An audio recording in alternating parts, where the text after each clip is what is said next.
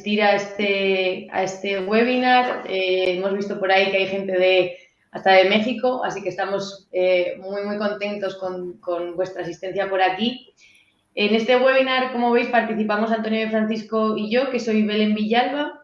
Yo llevo trabajando en Alfa Laval 7 años y actualmente trabajo en el desarrollo del negocio de alimentación y bebidas, así como los aceites vegetales, sobre todo muy enfocada en la venta de sistemas completos, de plantas completas y de equipos de separación. Antonio, cuéntanos un poquito tú. Sí, claro, gracias Belén. Hola, buenos días a todos y bienvenidos a este webinar, como decía Belén. Mi nombre es Antonio de Francisco, yo llevo trabajando en Alfa Laval 11 años, siempre dentro de la división de energía y actualmente soy el responsable del desarrollo del mercado de las tecnologías limpias, donde se engloban pues todas aquellas aplicaciones que ayudan a la progresiva descarbonización de la industria, entre ellas el caso que nos ocupa hoy de todo lo relacionado con los biocombustibles. Antes de empezar con el webinar, sí que queremos daros unos aspectos prácticos sobre la charla de hoy. Va a durar aproximadamente entre 35 y 40 minutos y al final dedicaremos 5 o 10 minutos a aclarar las dudas que tengáis. Estáis todos silenciados para conseguir la mejor calidad de audio posible, pero en cualquier momento en el chat que tenéis podéis escribir vuestras preguntas y las responderemos al final. Y bueno, un aspecto muy importante para nosotros es que al final os va a llegar un cuestionario muy corto que tardáis nada, un par de minutos en rellenar y que nos ayuda a nosotros a mejorar de cara a futuros seminarios.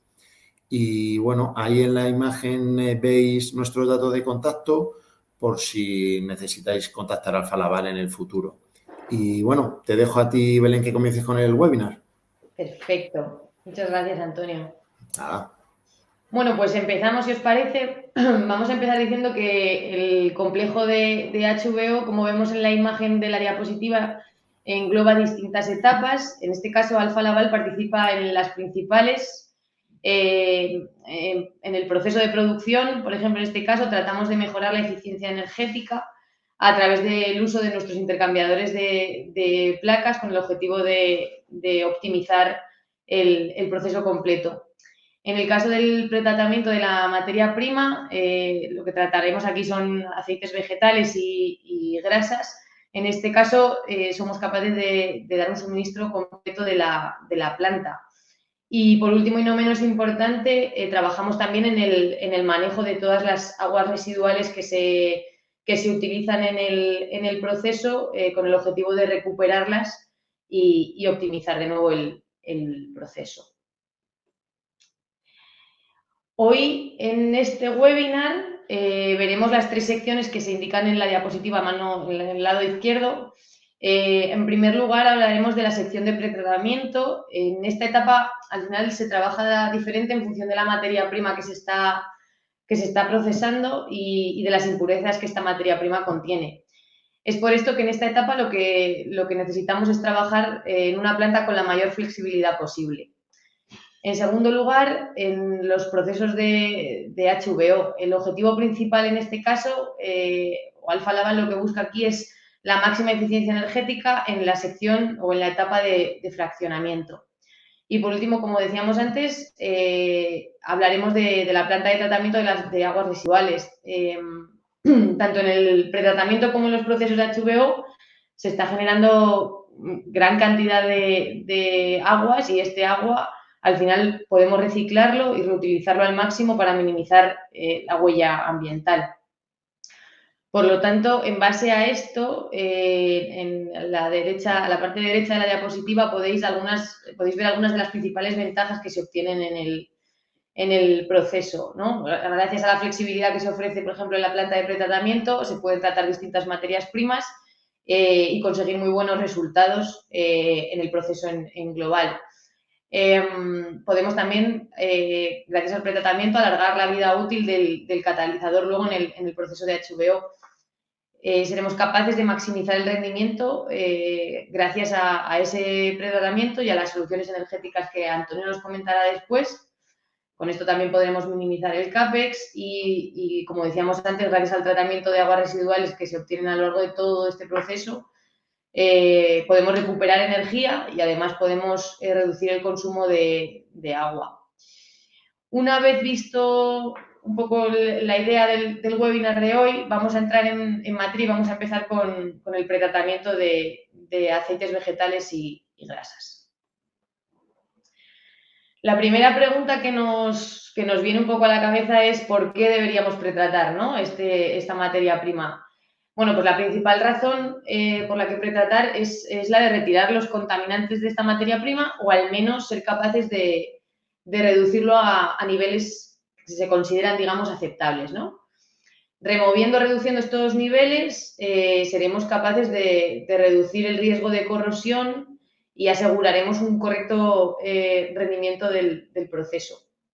Algunos de los principales contaminantes que encontramos en la materia prima se resumen un poco en la parte derecha de la diapositiva. Si tenemos que destacar algunos, vamos a hablar mucho de metales, vamos a hablar de fósforo, vamos a hablar de cloruros, polietileno o de los ácidos grasos libres. Veo que me decís que hay un poco de eco, no sé si a lo mejor bajando un poquito la voz se me escucha mejor. Yo te escucho muy bien, ¿eh? No sé el resto, pero yo te escucho muy bien, Belén. Vale, bueno, pues seguimos. En esta diapositiva lo que vamos a ver es un poco analizar un poco la composición típica que encontramos en tres tipos de materias primas, en aceites vegetales, en las grasas de animales de categoría 3 y en lo que llamamos UCOS. Si miramos en los parámetros de calidad más relevantes de estos productos, podemos empezar, por ejemplo, como decía antes, por el contenido en metales, que lo tenéis como en la mitad de la tabla. En el caso de los aceites vegetales, los valores suelen ser relativamente bajos comparado, por ejemplo, con el caso de las grasas animales. En el caso de los sucos, que lo tenéis a la derecha del todo, la realidad es que estos valores pueden ser un poco aleatorios, ya que en estos casos puede ser una mezcla de aceites vegetales o que incluya también grasa animal, por ejemplo.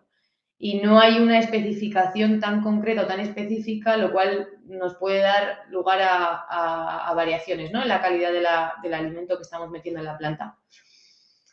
Si nos fijamos en el fósforo, que está justo encima de los metales, los aceites vegetales sí que encontramos parámetros entre 200 o 300 ppm como máximo. Cuando nos encontramos con esto, es probable que la materia prima ya haya pasado por un proceso de desgomado con agua, ya que un aceite vegetal crudo tendría una concentración muchísimo más alta y, pues, por ejemplo, en un aceite de soja a lo mejor estaríamos hablando de 1000 ppm y de fósforo en este caso. Este aceite no sería un aceite interesante para meter en la planta de HVO. Sin embargo, si miramos el UCO, normalmente debería contener niveles bajos de fósforo en la alimentación. Estos UCOs al final provienen, digamos, de aceites vegetales que han sido refinados, blanqueados y desodorizados, lo cual implica que gran parte de las impurezas que se han retirado ya, ¿no?, digamos, en los procesos previos y en concreto el fósforo.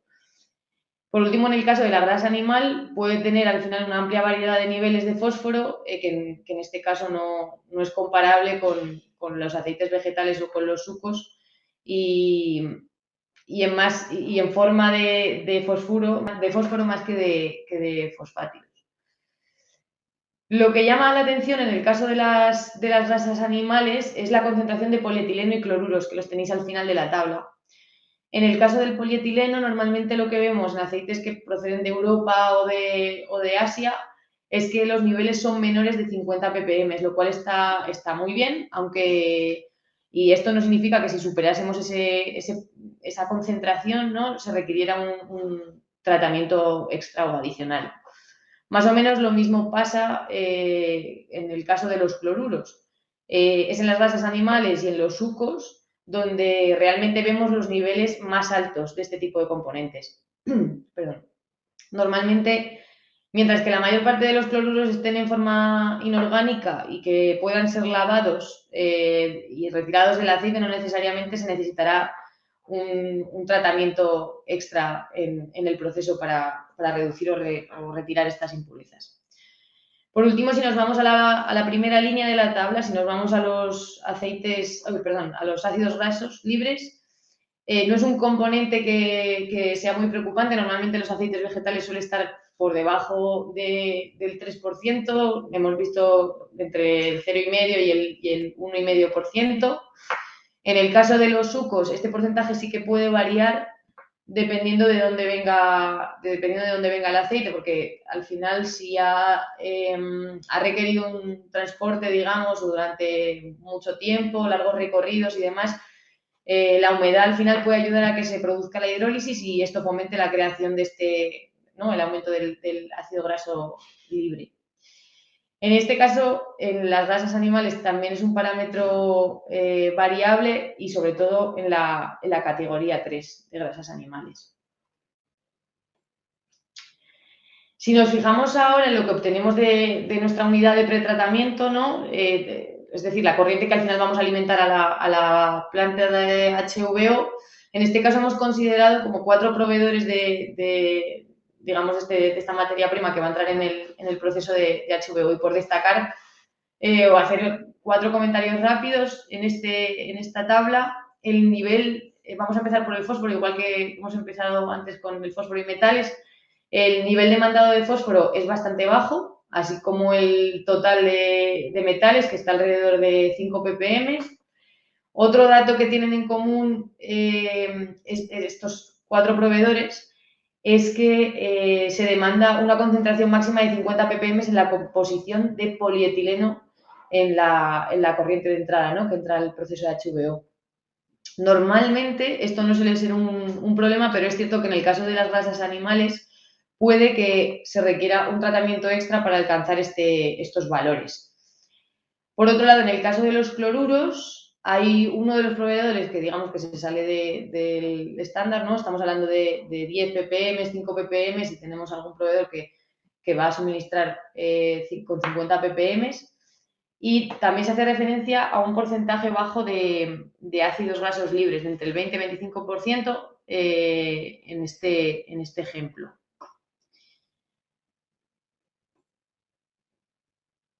Con todo esto que hemos comentado desde la materia prima y de lo que queremos obtener, nos vamos a meter un poco más en detalle en lo que es la planta de pretratamiento.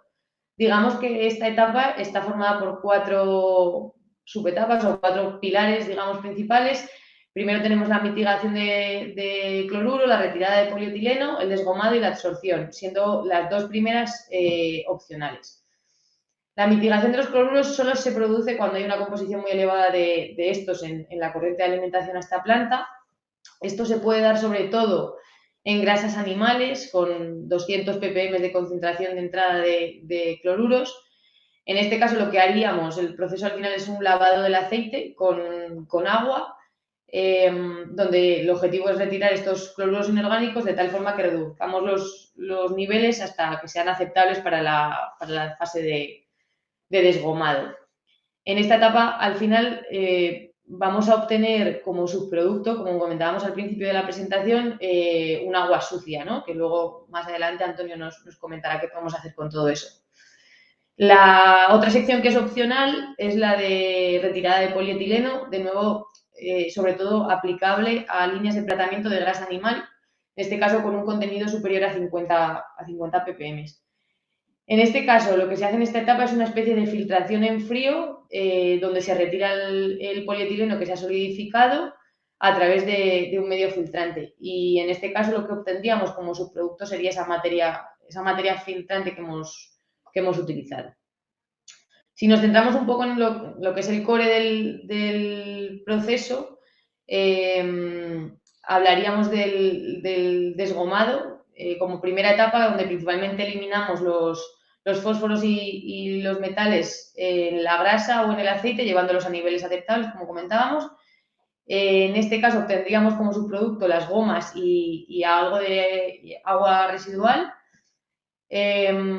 Y por último, la absorción, donde al final se procede a eliminar lo que quede de fósforo y también algo de los metales y de humedad. Vamos a entrar un poco más en detalle, a ver en detalle estas dos últimas partes del proceso que componen la planta de pretratamiento. Vamos a empezar con el desgomado. Si vemos en detalle esta primera etapa, al final todos los aceites o grasas contienen gomas o material parecido a estas gomas, tipo fosfátidos o fosfolípidos. Especialmente estos deben eliminarse de los aceites, ya que estos aceites van a estar sometidos a altas temperaturas y estos componentes lo que podrían es perjudicar o ensuciar al final las superficies o los paquetes de placas de los intercambiadores que utilicemos en el proceso. En el caso del fósforo, además, podría provocar algo más, que es algo bastante importante, que es la pérdida de la actividad catalítica, ¿no? en el proceso de HVO. Si miramos un poco en detalle el proceso, que lo tenéis en la diapositiva representado, el desgomado es un proceso que se lleva usando desde los años 80 y en este caso concreto lo podríamos llamar algo así como desgomado flexible, ya que con los equipos que se representan aquí en este diagrama podemos trabajar en distintos modos o con distintas calidades y tipos de aceite. Si trabajamos con un aceite vegetal como aceite de soja o aceite de colza, vamos a empezar con este ejemplo, operaríamos alimentando el producto a unos 70 grados, a lo cual a esta corriente le añadiríamos una pequeña cantidad de ácido, normalmente utilizamos ácido cítrico. Después neutralizaríamos un poco utilizando sosa cáustica y entraríamos en el reactor, donde básicamente vamos a tener esta mezcla durante un tiempo de retención concreto y lo que queremos conseguir ahí es que precipiten los fosfátidos. De ahí separaríamos en una primera centrífuga.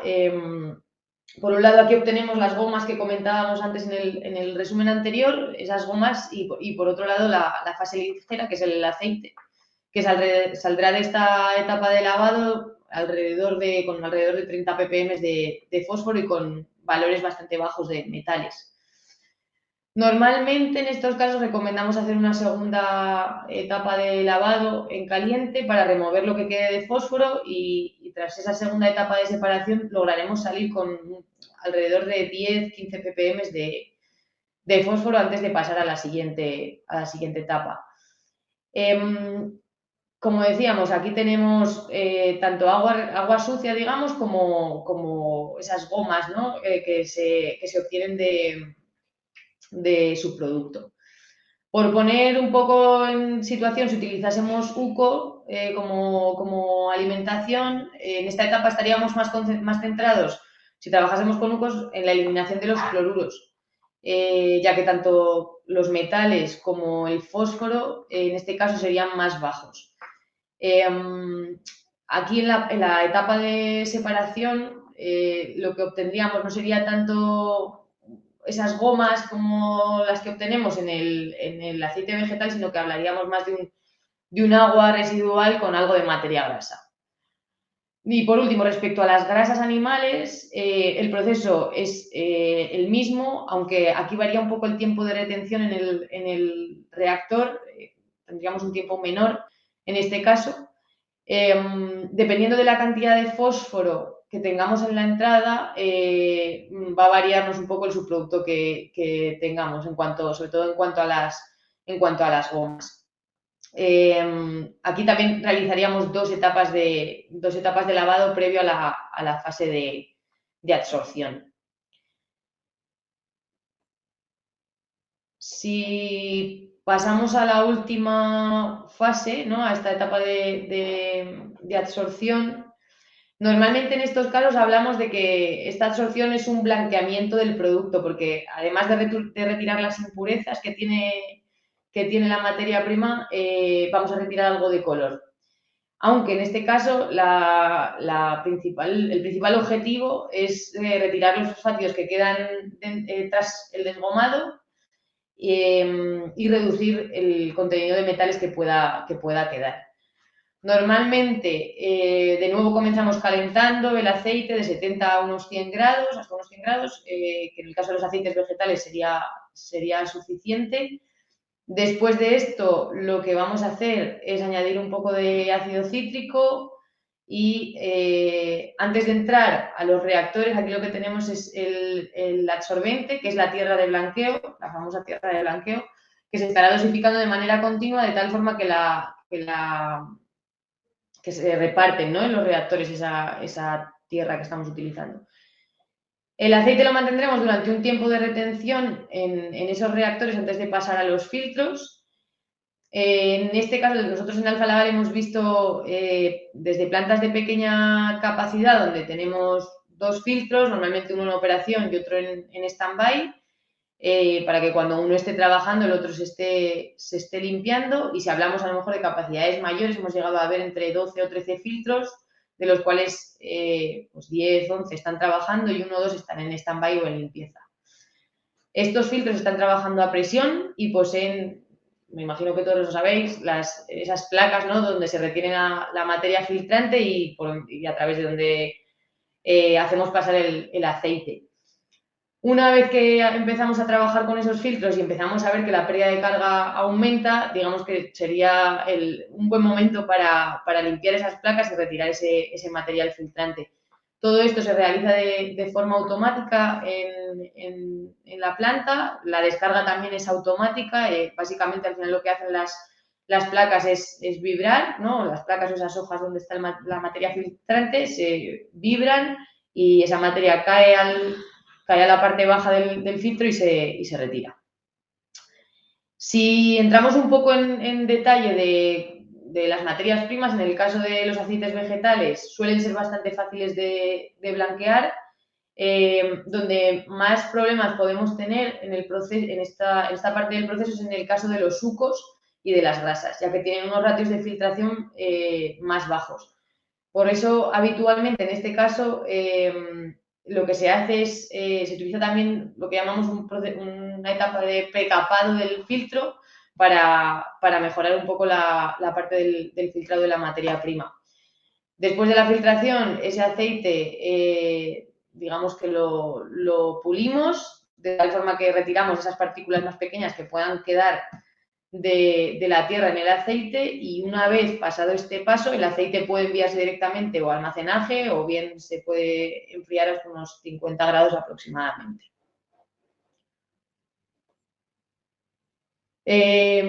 Para terminar esta parte, por comentar un poco, desde Alfa Laval al final suministramos el pretratamiento de estas materias primas. Somos proveedores de tecnología y en este caso lo que vamos a suministrar o los proyectos que estamos teniendo, estamos suministrando la ingeniería y por otro lado los equipos, ¿no? Y esa combinación de ingeniería y equipos nos permite garantizar unos resultados en el proceso. Estos equipos que veis a la izquierda serían los que más centrados estamos. Centrífugas, o sea, trabajamos con centrífugas, trabajamos con todos los equipos de intercambio de calor, mezcladores dinámicos, reactores, filtros. Así que todo está con la ingeniería y con este suministro de equipos, seríamos capaces de suministrar la planta completa de pretratamiento. No hacemos la instalación en este caso, pero trabajamos con integradores que nos permiten hacer esa llave en mano, por así decirlo. Por último, un poco porque tengáis una idea, hacemos mención a algunas de las referencias que tenemos de unidades de pretratamiento en el mundo, entre ellas las empresas que podéis ver en la diapositiva, y actualmente contamos con más de 20 proyectos de ingeniería en marcha y bueno, tenemos más de 5 plantas ahora mismo en construcción o que ya están en funcionamiento. Si te parece, Antonio, pasamos a la parte del proceso de HVO. Claro que sí. Bueno, muchas gracias, Belén, por tu exposición y buenos días de nuevo a todos. Bueno, como veíamos al principio, la planta HVO se puede dividir en 3 secciones, que son las que veis en pantalla. En primer lugar, la sección de pretratamiento de los aceites usados, que es la que nos acaba de comentar Belén. En segundo lugar, esos procesos de hidrotratamiento donde los aceites vegetales pretratados se convierten en los biocombustibles finales. Y por último, pero no menos importante, la planta de tratamiento de aguas residuales, donde el agua residual generada en los distintos procesos se recicla y reutiliza con el fin de minimizar la huella ambiental que tenga el complejo.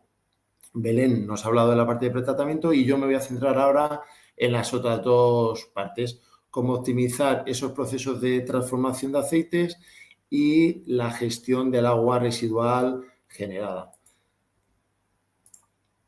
Vale. El objetivo principal del hidrotratamiento consiste básicamente en la hidrogenación e isomerización de los aceites pretratados y se utiliza para eliminar aproximadamente el 90% de los contaminantes, que son principalmente nitrógeno, oxígeno y sobre todo azufre, ya que si estos contaminantes no se eliminan, pueden tener efectos perjudiciales en los equipos que hay a posteriori, envenenar catalizadores y al fin, y sobre todo también afectar a la calidad de los productos obtenidos. El hidrotratamiento consta de dos partes. Una es la parte de reacción y otra es la parte de fraccionamiento. La parte de reacción que veis a la izquierda es esa parte en la cual se introduce hidrógeno en la mezcla y conseguimos la completa eliminación de los compuestos de azufre y nitrógeno.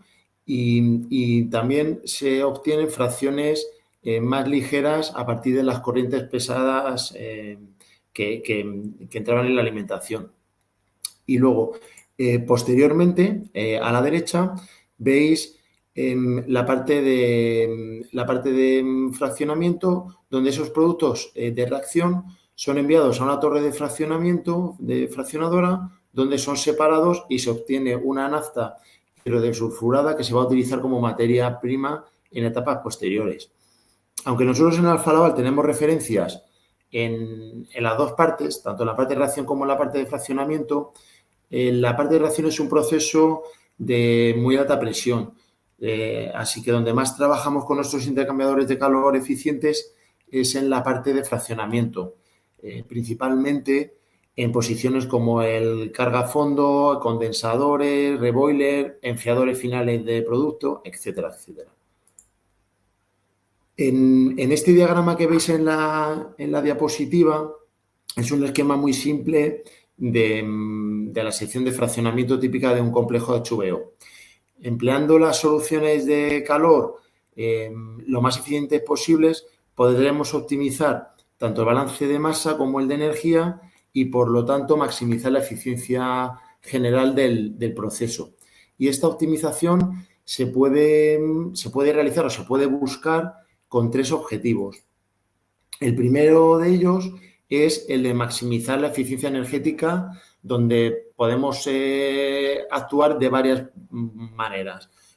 Por ejemplo, podemos recuperar o mejorar la energía en el intercambiador feed bottom para precalentar la alimentación a una temperatura más alta y que la carga del reboiler sea menor. Otra forma es reducir la carga de ese reboiler trabajando con una presión de operación en la columna menor, y esto se puede conseguir de varias maneras. La más sencilla es reducir la pérdida de carga en el condensador de cabeza, y otra puede ser condensar los vapores de cabeza a una temperatura más cercana al foco frío que estemos utilizando, normalmente agua. Con ello vamos a conseguir que la presión en la columna, en la fraccionadora, sea más baja. Y por último, en este objetivo es el de recuperar calores residuales que haya en el proceso y, por ejemplo, utilizarlo para precalentar agua de calderas, generar vapor o evaporar aguas residuales. Otro objetivo, otro foco donde podemos actuar es en optimizar el rendimiento y la calidad del producto que vayamos a conseguir. ¿Cómo podemos hacerlo? Pues podemos disminuir la presión de operación en la columna, con lo cual aumentará la eficiencia de separación entre fracciones que tengan puntos de destilación parecidos, con lo cual podemos maximizar el rendimiento hacia productos que tengan un valor añadido más alto. Y también podemos optimizar la condensación de los vapores de cabeza a temperaturas más bajas, como comentaba antes. Con esto haremos que la cantidad de off-gas sea menor y, por tanto, sean necesarios compresores más pequeños aguas abajo para mover este off-gas. Y, por último, otro tercer objetivo que se busca es el de minimizar la cantidad de agua de enfriamiento. Como sabéis, la disponibilidad en general de agua que cada vez más es un problema a día de hoy, con lo cual, si conseguimos maximizar la recuperación de energía para los duties de enfriamiento del producto final, vamos a conseguir que la temperatura de retorno del agua sea mayor y necesitemos un caudal de refrigeración menor. Todo esto se consigue con soluciones de transferencia lo más eficiente posible. En esta slide, antes de ponerme a mostraros algunos casos reales, comentaros que nuestros intercambiadores de calor se llevan usando en proyectos de biocombustible desde 2008, que fue cuando iniciamos el suministro en este tipo de plantas.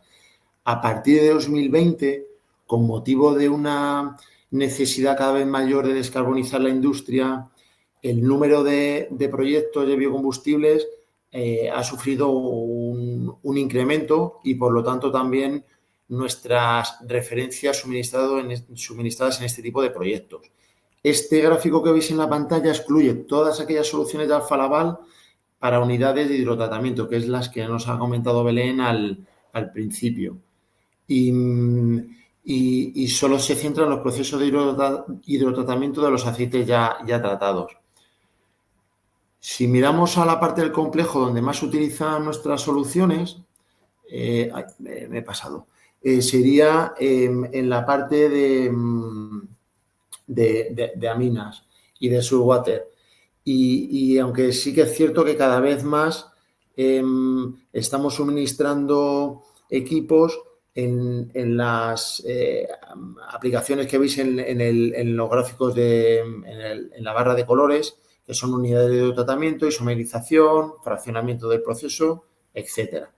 Y ahora sí me voy a pasar a la parte de los casos reales. Este es un caso real que, un poco para poner número a lo que hemos visto anteriormente, ilustra una optimización sencilla que se ha hecho en un revamping de un stripper de una refinería en Estados Unidos. Los intercambiadores existentes eran de carcasa y tubos y fueron reemplazados por un intercambiador con Pablo, como el que veis en la pantalla, con lo cual se consiguió una recuperación de energía un 42% mayor, con lo cual el duty en el reboiler fue menor y eso se traduce en un ahorro de consumo de vapor de unos $600.000 anuales. Además, otra de las cosas que se consiguió es que no fuera necesario el aeroenfriador que había instalado como enfriador de producto final, con lo cual ahí también hay un ahorro en lo relacionado con la energía eléctrica. Este intercambiador lleva en operación desde 2010 y en el gráfico podéis ver los 2 primeros años de operación. La línea verde que veis muestra el caudal de alimentación al stripper y la línea azul el duty del intercambiador. Y como se puede ver,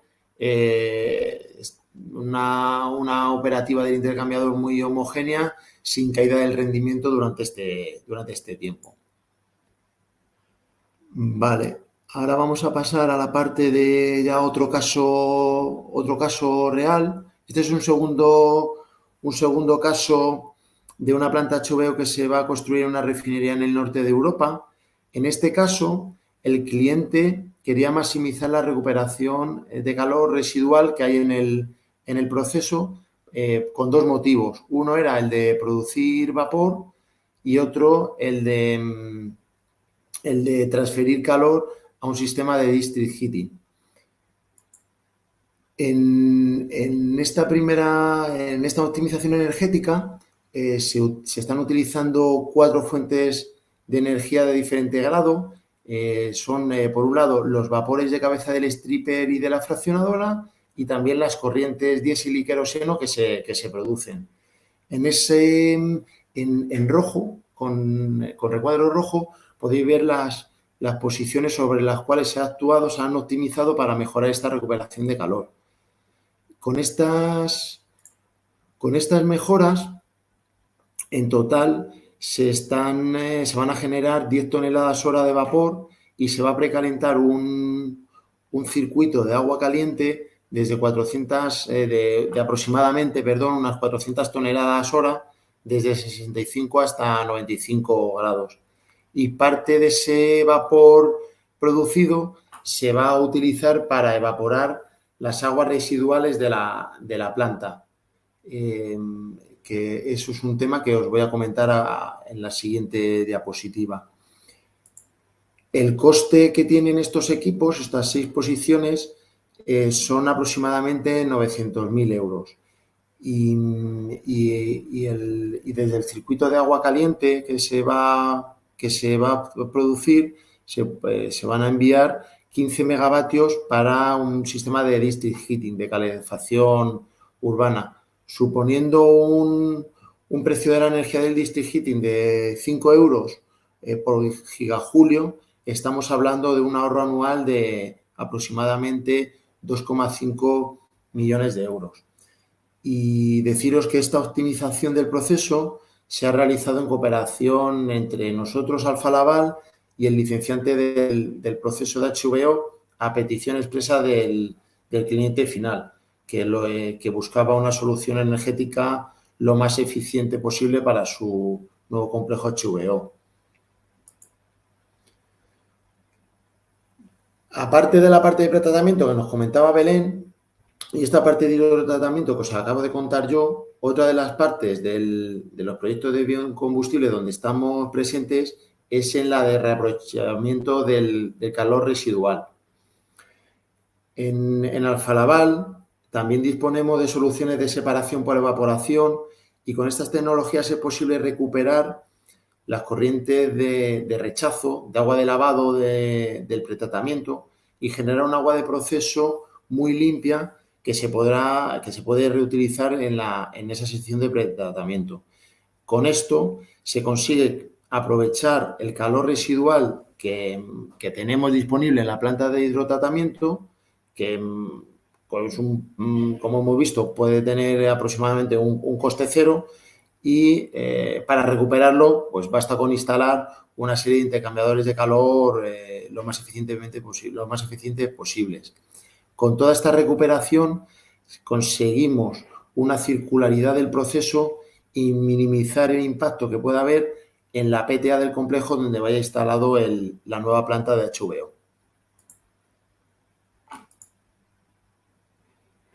A modo ejemplo práctico del webinar de hoy, como a modo de resumen, este es un complejo HVO para una capacidad de producción de 2.400 metros cúbicos día que se puede optimizar o que se ha optimizado con un enfoque integral completo del proceso y que incluye todas las partes que hemos visto. En un primer lugar, se ha instalado o se va a construir una planta de pretratamiento con esas 4 etapas que comentaba Belén y que permite maximizar la flexibilidad de la materia prima y de los aceites usados para los posteriores procesos. Como os he comentado yo, el proceso HVO se va a optimizar para maximizar la eficiencia energética de la sección de hidrotratamiento y además se va a recuperar energía para calefacción residencial y generar vapor de baja presión. Y finalmente, para cerrar el círculo, se va a reciclar la mayor parte de las aguas residuales generadas en el complejo. Todas las aguas residuales se van a evaporar en un sistema de evaporación de aguas residuales que utiliza el vapor de baja presión que viene de la parte de hidrotratamiento. Con ello, Vamos a poder producir agua de proceso limpia que se utiliza en esa planta de pretratamiento, pero también se va a enviar de vuelta a la parte de waste heat recovery de la planta para generar vapor. Y bueno, con este enfoque integral de una planta de HVO es posible maximizar la sostenibilidad, no solo del producto, sino también en la producción del complejo. Y en este caso, las estimaciones son que se ahorrará 21 megavatios de energía que se va a utilizar para producir o reaprovechar 21 toneladas hora de agua y calentar con ese sistema de district heating hasta 3.300 viviendas.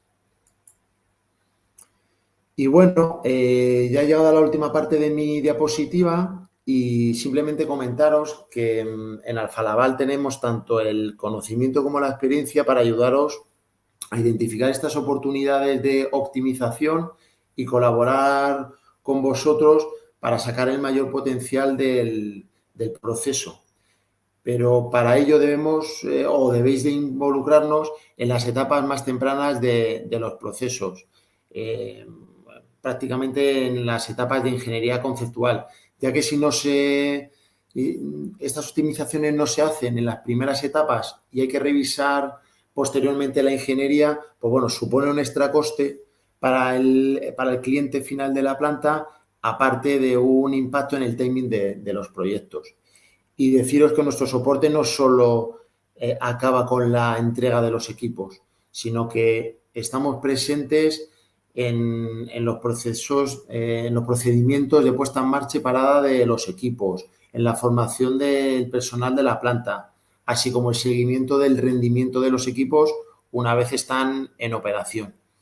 Y bueno, con esto me gustaría ya terminar lo que es la parte de presentación que teníamos para hoy y bueno, pasamos, si os parece, al turno de preguntas y respuestas. Aquí, como vamos un poco justo de tiempo, si os parece, dejamos 5 minutos para preguntas. Podéis utilizar el chatbot que tenéis en vuestras pantallas y si queda algo pendiente, pues bien Belén o yo nos ponemos en contacto con vosotros para resolver las dudas, ¿vale?